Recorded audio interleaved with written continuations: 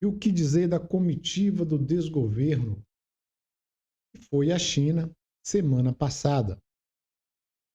Eh, eu acredito que esse pessoal terá que explicar muito ao Congresso e ao povo brasileiro, evidentemente, e não pode ficar só dessa forma, né? Gerou um espanto, aquela comitiva toda.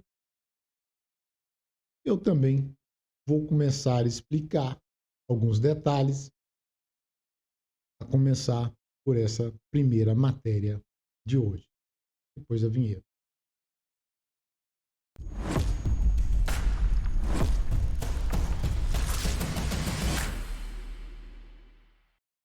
Pois é, China, um país comunista, e, portanto, se trata aí de uma ditadura, onde não há liberdade de reunião, não há liberdade para falar, onde não há nem liberdade de pensamento ou de expressar aquilo que você pensa, quer dizer, onde todas as liberdades são tolhidas. E o que é mais bizarro foi ver o presidente da República levar sindicalista para aquele país.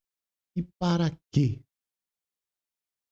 Se não foi para uma viagem de passeio turístico, foi fazer o quê? Aprender como se trata de trabalhadores aqui no Brasil? Vai querer aplicar aqui o mesmo que se aplica lá na China? Todos nós sabemos da identificação que o Partido dos Trabalhadores tem com os sindicalistas. Mas não se engane, esse nome trabalhadores é somente para enganar a camada mais humilde do país. Por quê? O PT hoje a gente pode considerar que é um partido dos amigos do rei, porque eles servem mais a uma classe abastada do país, aquelas pessoas que estão ao entorno ali do núcleo do PT, e essas pessoas, elas sempre têm vez realmente. Mas o povo sofrido, os pobres, que depositam o voto lá na urna, esses recebem somente as migalhas, o resto. E por que eu digo isso? Vamos entender um pouco aqui como que é o regime da CLT na China. Como é que é essa consolidação das leis trabalhistas da China? Para começar, os trabalhadores chineses, eles não têm direito a um mês, a 30 dias de férias prêmio, depois de ralar durante um ano de trabalho, diferentemente do que acontece aqui no Brasil. Lá, o descanso só é concedido a partir de um ano, terá, então, 5 dias de descanso, sem contabilizar os feriados. Com relação a essas datas comemorativas, que são os feriados, é válido ressaltar que nem todo feriado é aprovado a falta ao trabalho. Não tem essa de ficar todo feriado em casa, de curtir com a família num feriadão de final de semana alongado. Não tem essa.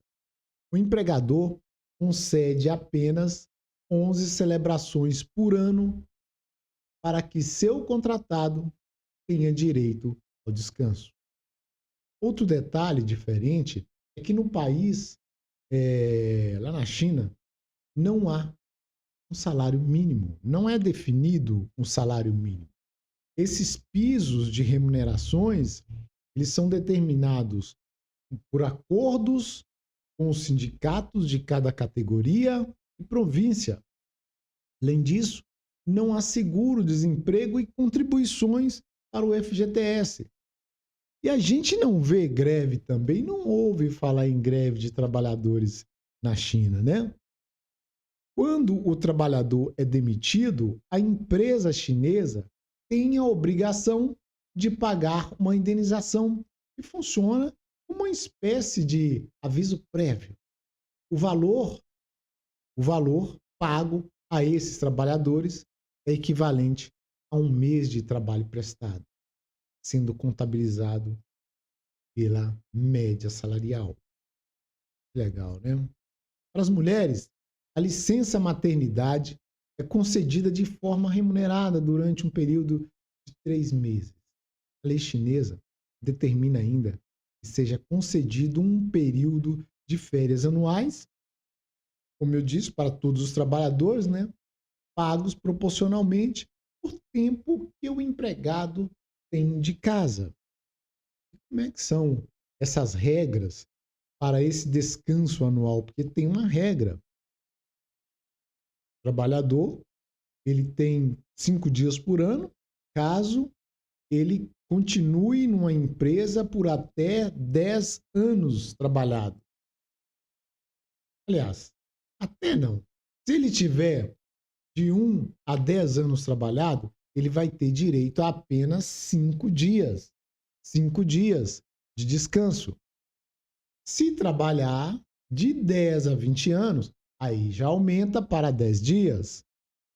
Agora, o ápice para o descanso é se o trabalhador ficar nessa empresa acima de 20 anos. Ele vai ter 15 dias de férias. 15 dias para curtir com a família de férias. Depois que ele ficar 20 anos naquela empresa. E só para ter um comparativo, vejam os principais direitos do trabalhador brasileiro. A gente fazer meio que um comparativo aí com o que os sindicalistas foram aprender lá na China. O trabalhador brasileiro tem jornada de trabalho e hora extra, tem o 13º salário, férias de 30 dias, se não for juiz ou político, né? Porque essas duas categorias, evidentemente, os privilégios são imensos, né? Não vamos aqui detalhar, não. O FGTS, o trabalhador brasileiro tem direito, com garantia do tempo de serviço. Seguro-desemprego, o trabalhador brasileiro tem direito. O Vale Transporte, o abono salarial, a licença maternidade, assistência médica e alimentação, o aviso prévio, o adicional noturno.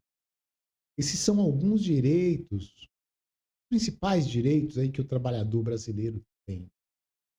Aí, você, trabalhador brasileiro, que dá o duro para que esse país se envolva, vê o pai dos pobres, que se diz defensor da classe trabalhadora, em um estreitamento de relações com a China. E lembra que o Lula disse, certa vez, foi antes da eleição, que será radical para conseguir implantar o seu plano e tornar o Brasil um país comunista. Isso foi dito aí pelo seu amigo Leonardo Boff, que teve essa conversa com o Lula. E ele já está velho e essa seria a última chance que, se ele conseguisse se eleger, ele ia tornar o Brasil, um país comunista.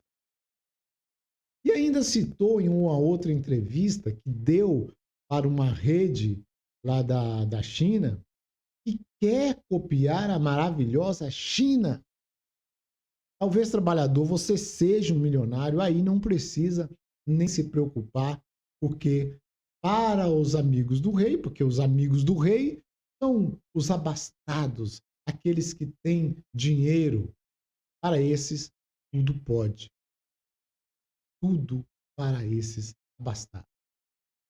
Eu vou colocar aqui esse vídeo que o nosso desgoverno, né, o nosso descondenado, deu a entrevista aí para uma rede lá da China. Vamos ver aqui. Que a China fez isso? Porque a China tem um partido A China é resultado de uma revolução, sabe, de 1949, do Mao Tse-tung, e a China tem um partido que tem poder, que tem um Estado. Entenderam aí, né? Ele falou do Mao Tse-tung, que foi o maior genocida que já houve nesse mundo. Matou 70 milhões de pessoas ao colocar esse regime comunista, ao querer colocar esse regime comunista no país. Conseguiu colocar. Matou 70 milhões de chineses. Então, vou deixar o vídeo continuar aqui até o final e prestem atenção no que vem escrito juntamente com o vídeo aí, que explica exatamente isso que o Molusco está querendo adotar aqui no país. Forte que toma decisões e que as pessoas cumprem, coisa que nós não temos aqui no Brasil. Nós tivemos um golpe na Dilma Rousseff, na nossa presidente, por conta de uma mentira. Muitas das políticas sociais que o povo precisa só podem ser feitas se o Estado for forte. Só podem ser feitas se o Estado tiver comando. Estão cada vez mais privatizando as empresas públicas, estão cada vez mais privatizando aquilo que deveria ser papel do Estado. Por exemplo, a China, ela só conseguiu combater o coronavírus com a rapidez que ela combateu porque tem um partido forte, porque tem um Estado forte, porque tem pulso, tem voz de comando. Nós não temos isso aqui no Brasil, que a China fez isso. Porque a China tem um partido, a China é resultado de uma revolução, sabe, de 1949, do Mao Tse-tung, e a China tem um partido que tem poder, que tem um Estado forte, que toma decisões e que as pessoas cumprem, coisa que nós não temos aqui no Brasil. Nós tivemos um golpe na Dilma Rousseff, na nossa presidente, por conta de uma mentira. Muitas das políticas sociais que o povo precisa só podem ser feitas se o Estado for forte. Só podem ser feitas se o Estado tiver comando. Estão cada vez mais privatizando as empresas públicas, estão cada vez mais privatizando aquilo que deveria ser papel do Estado. Por exemplo, a China, ela só conseguiu combater o coronavírus com a rapidez que ela combateu porque tem um partido forte, porque tem um Estado forte, porque tem pulso, tem voz de comando. Nós não temos isso aqui no Brasil, que a China fez isso. Porque a China tem um partido, a China é resultado de uma revolução, sabe, de... É isso. O Molusco, a gente colocou algumas repetições aí, justamente para que ficasse claro, porque é isso que ele quer adotar no país. Ele quer um Estado forte, um Estado totalitário, um país único, um partido único, né? E adotar exatamente o comunismo no país. É por isso que ele faz esses elogios à China. Ele baba naquilo que tem na China. Eu falei aí a respeito de como que são tratados os trabalhadores lá na China. E só para terminar, vamos colocar aqui, ó, lá na China, em 2018, um grupo em Shenzhen, em Pequim, foi preso porque tentava formar um sindicato independente. Mas a China não tem sindicato? A China tem sindicato. Tem sindicatos, vários sindicatos. Existe um central e existem outros nas províncias, né? Então, e por que isso? Por que eles foram presos? Né? É porque os sindicatos lá na China, eles têm que fazer parte do PCC, eles não podem ser independentes. Eles têm que fazer parte do Partido Comunista Chinês, ou seja, têm que pertencer ao governo ditador, porque, na verdade, esses sindicatos lá na China, eles são apenas tentáculos da ditadura, que servem para controle social. Mais uma vez, eu pergunto, será que esses representantes sindicalistas brasileiros foram aprender na China aquilo que eles querem aplicar aqui no país, aplicar o mesmo método, já que o grande líder da esquerda, né, acha que a China é um modelo de democracia. Ou esses sindicalistas só foram lá a passeio turístico. E o pior, foram com o seu dinheiro, porque todas as despesas foram pagas, foram custeadas pelo Itamaraty.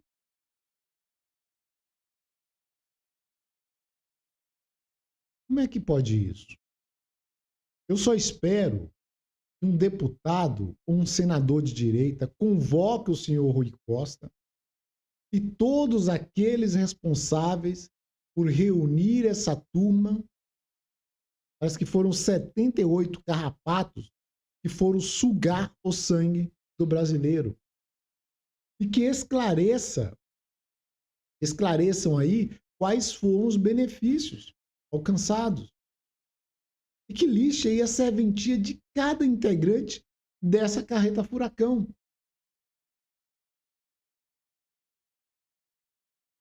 Pois é. Gostaram aí? Se gostou do conteúdo, se inscreva, compartilhe e ficamos por aqui.